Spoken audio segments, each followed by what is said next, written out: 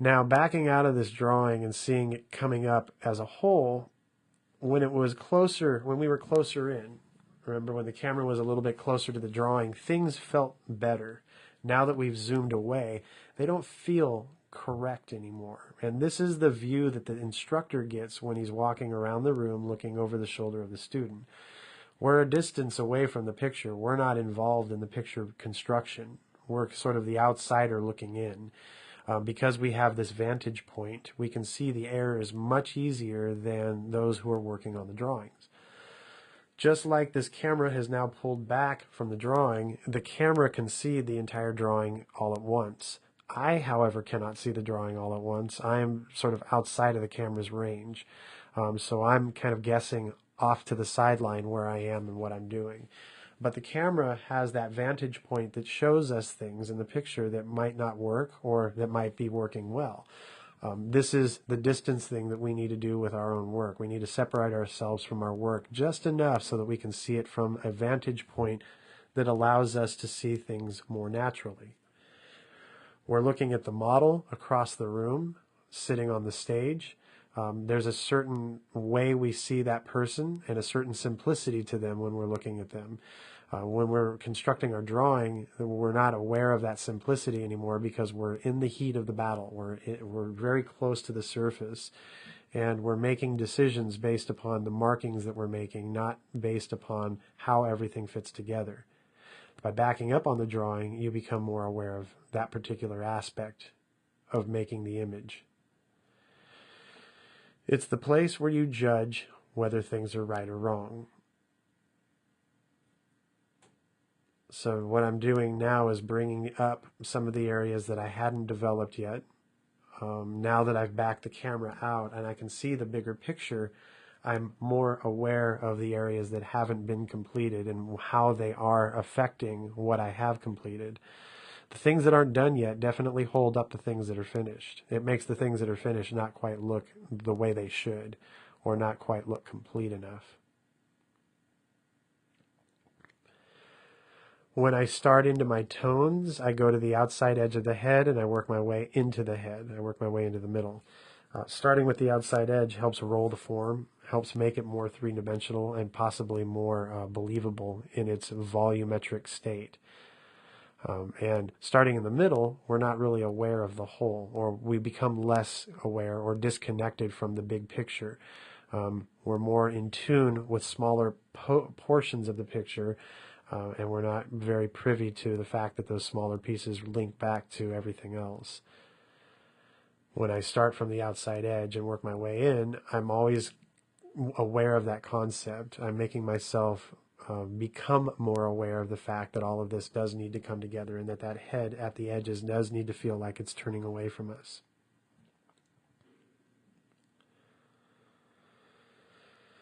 I'm using a harder pencil, so the tones that I'm blocking in are taking more time to bring those tones up to a darker value finish. She's dark complected, so I'm using a lighter or harder pencil to build in the subtleties of that complexion.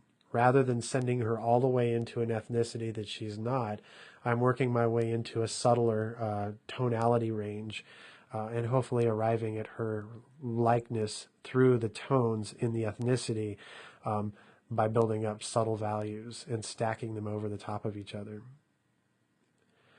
The problem with darker skin, of course, is the highlights, and making the highlights work with the dark skin without making the highlights become their own shapes, their own unique shapes that become distracting or distract the viewer from the big picture. I'm going to need to be very careful about them and hopefully build them up with a very soft edge. The direction of lines that I pull are usually in favor of the shape that I'm making. So for example, here I'm going over the forehead. The lines in the middle of the forehead want to be drawn in horizontally to show the breadth of an object. Height is built by building vertical lines. And if I want this thing to feel tall, then I might shade the whole thing in using verticals. But the idea of most portraits is to make it feel like we can go around the portrait. And going around is usually from side to side. We don't fly, so we don't normally think of going up and over something. but we walk, and therefore we kind of think of going around things. So psychologically, the idea is to craft the picture so that it feels like we go around it and not up and over it per se. So by going around it, I need to be aware of the side-to-side qualities. And in many cases, like in the cheek planes, as I'm shading right now, the bridge of the nose, the front of the chin, the top of the mouth tooth cylinder above the upper lip, and the forehead are all considered frontal planes. Frontal planes want a horizontal signature to them so that we can see their width. And then as we get to the planes that recede back, we change the line direction that we shade with, and we use either more of a diagonal line or something less horizontal that angles up just a bit. And by changing up the direction of those lines, by nature, we're creating what looks like a cylindrical form. That's important for all the other viewers looking at the picture to feel the dimensions that we're drawing and not just to see them.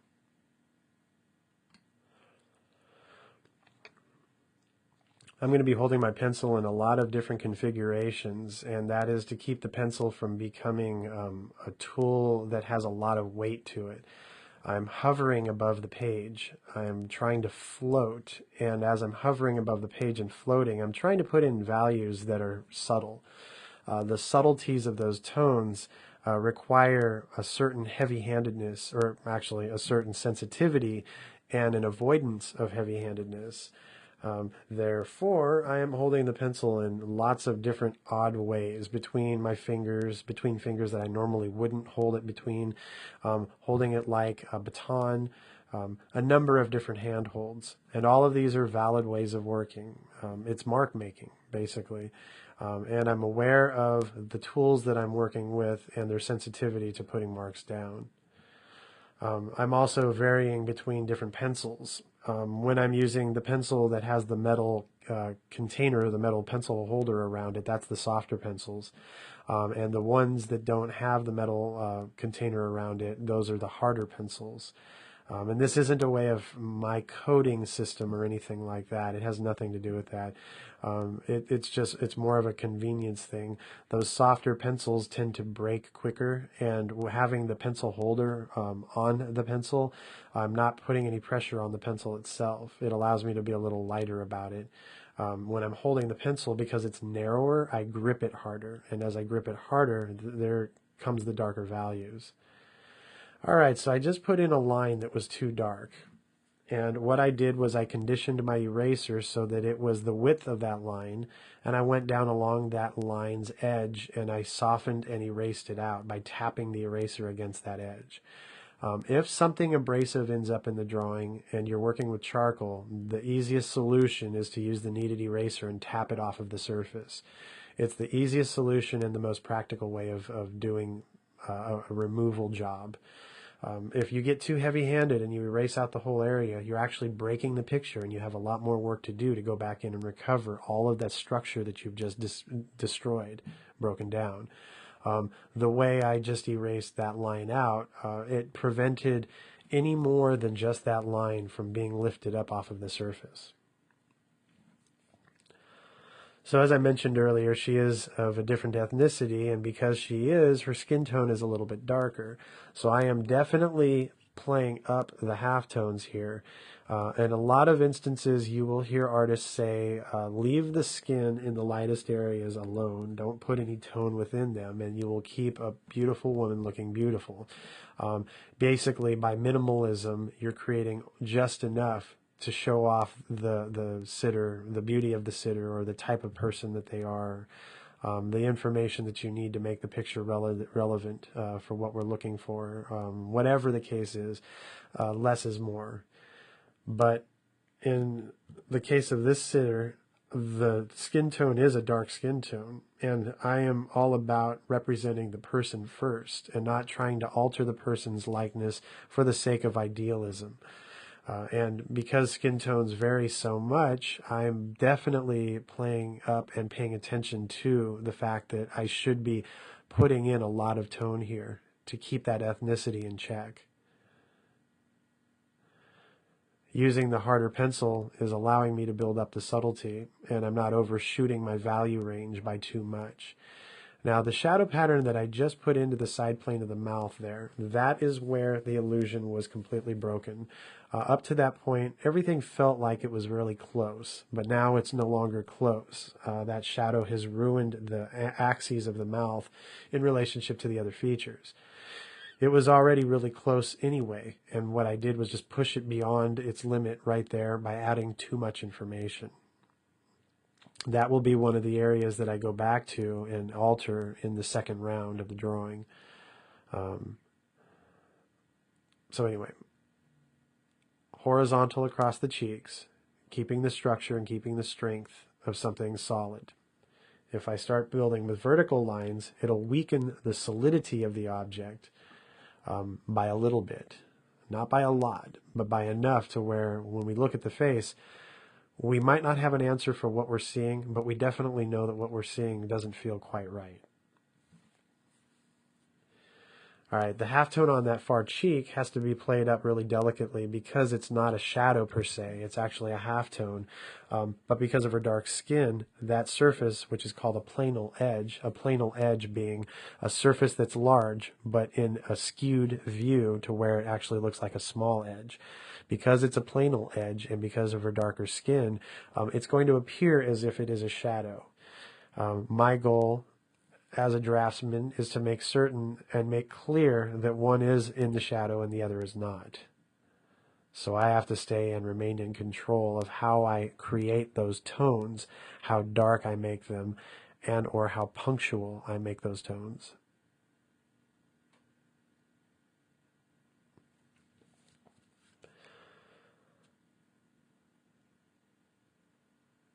So the camera picks up noise unlike the eyeball. This is an HD camera filming this image, and it has the sharpest eyeball that we would ever want to have. It shows things in clarity all the way back in space. There's a certain kind of graininess to the picture as a result of the clarity of the lens, in a way that makes some areas of the face feel like they're actually dirty or abrasive. And that has to do with the camera being really sharp and in focus. It's not actually in the drawing. If you look at these drawings in person, you won't notice a lot of the noise that you might be seeing in this drawing otherwise. It's a really strange concept that camera is looking at the same thing that my eyeballs are, but it's picking up more information than my eyeballs are. But it's true. And if I had the ability to look through the camera as I'm drawing, I would notice things, I think, much quicker than just me sitting there drawing my picture.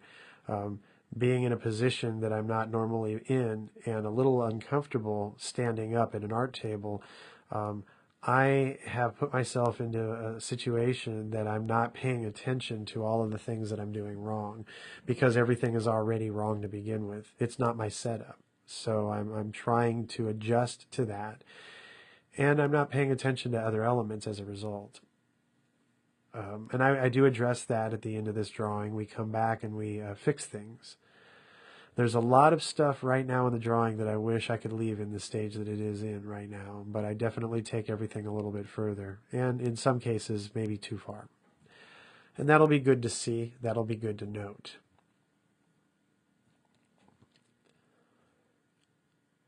The details in the shadow, the ear that I'm building up, and the tonal planes underneath the chin. There are variations of value there. Under the chin, it's the voice box and the throat. The sternocleidomastoideus muscles, or the muscles that hold on our head to our neck in the front of our body. In the cheek, we have the cheek well. We have the hollow of the cheek, that's the cheek well. We also have the turning of the jaw. And then we have the zygomatic arch, the bone that sticks out for the jaw, or for the cheekbone. And then there is other things like the hair and along the side of the ear. And then within the ear, there's all of the information, the concha, the tragus, the antitragus, the helix, the antihelix, all the little shapes that make up the stuff that an ear is made of. They're all in the shadows. I want all of their edges to remain as soft and as blurry as possible.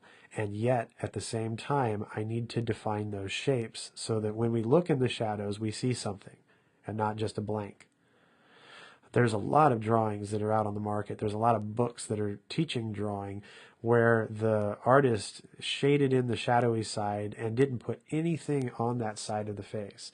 So while one eye is in the light, there is no eye in the shadow. While one corner of the mouth is lit, the other corner of the mouth is gone. Not a practice I'm too fond of. I know that in some instances we need to shorthand things. Animators need to shorthand for the sake of learning motion and movement, and so it's not so critical that they put every bit of detail into the picture. Facial animators are just looking for expression. They're quickly mapping out expression, and then they let everything else go. Why we let features go in the shadows when we're doing quick sketch is beyond me. I don't have an answer for it, but I know that in my heart of hearts it's wrong, and it makes pictures look really, really awkward. I like pictures to actually look pretty good. I'm a perfectionist at heart, which can make me a little obsessive about making something look good. I'm also obsessive about teaching and making sure that the lesson to be learned has been learned, regardless of the need for vanity, the need for me to make a beautiful picture. When I'm teaching, all bets are off that the picture is going to be beautiful because I'm really more engaged in the learning process than I am making the picture look good. But if it's for me, I want this picture to look damn good, and I'm going to be really critical about it, more critical than not.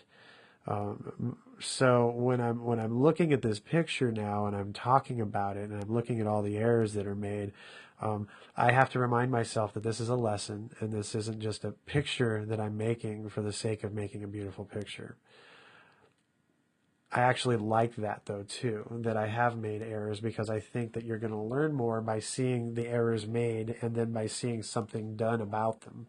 That is why with this particular drawing, I went back and did I think about another half hour afterwards of cleanup, of going back in and fixing things and hopefully taking it to a better state than what I left it in after I finished it in this first session.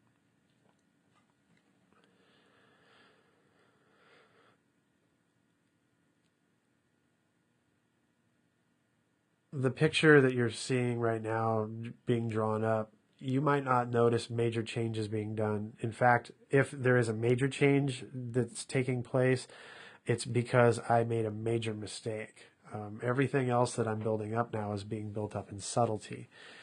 So you're not going to see a lot of changes. This isn't going to be like parkour where you're going to be seeing crazy stuff happening and different things happening every couple of moments. This is going to be more like watching grass grow or more like watching paint dry. There isn't a whole lot going on here in terms of revolutionary changes to this face and how we're going about building up a picture with a cause. There isn't going to be any of that. What you're going to see is the hand moving back and forth quite often and very little change being made. And that's a good thing, because what that means is that I'm building up with subtlety in mind and not with force. Force is used for quick sketching. Subtlety is used for finesse and refinement. And I'm really trying to stay as refined and finessed as I can. So the nostrils came in. And the nostrils came in much, much later than the shadow pattern that defined the bottom plane of the nose. Nostrils are a detail. So you hold off on that detail for as long as you can until it's absolutely necessary. To look at the full value range, you definitely need those nostrils in there because they're going to help add or strengthen that range of values and help you become more aware of where it needs to be pushed. But a nostril is a detail, and an obnoxious one at that. And if you can stay away from it for as long as you can, please do. Avoid those details at all costs. Just like within the eyes, you don't want the highlight in the eye too soon, just like you don't want the pupil in the eye too soon. If you haven't developed up the entire eye, it doesn't make any sense to have those little features in there before the rest of the eye has been developed or made up.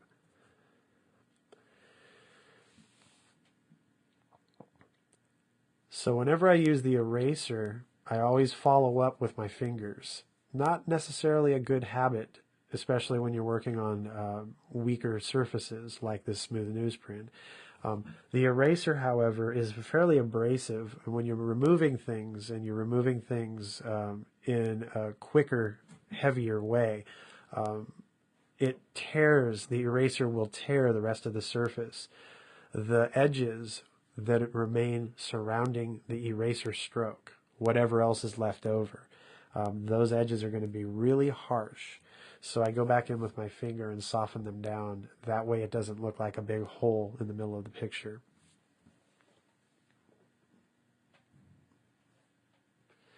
Lips are really are very delicate, and you have to be really careful about the way you build them up.